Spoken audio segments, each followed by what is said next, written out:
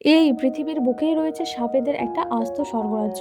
হ্যাঁ, আর সেই স্বর্গরাজ্যের আয়তন 4,30,000 বর্গমিটার।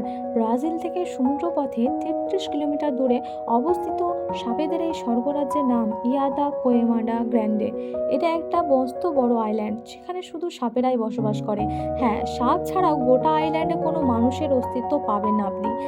এই আইল্যান্ডে রয়েছে পৃথিবীর অন্যতম ভয়ঙ্কর সাপ গোল্ডেন ল্যান্ডসেট। প্রায় 4,000 খানা গোল্ডেন ল্যান্ডসেটের মধ্যে একটি সাপও যদি কোনো মানুষকে কামড়ায়, তবে শরীরে সেই অংশটা অ্যাসিডে গলে যাওয়ার মতো খসে পড়ে, আর শরীরের রক্ত কিছুক্ষণের মধ্যে কালো হয়ে যাবে।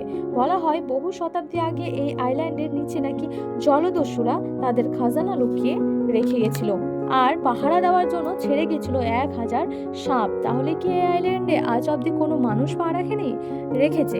ব্রাজিলের বিজ্ঞানীরা হেলিকপ্টারে চেপে মোটা পোশাক পরে এই আইল্যান্ডে আসে সাপের বিষ সংগ্রহ করতে, যা কাজে লাগে ওষুধ তৈরিতে।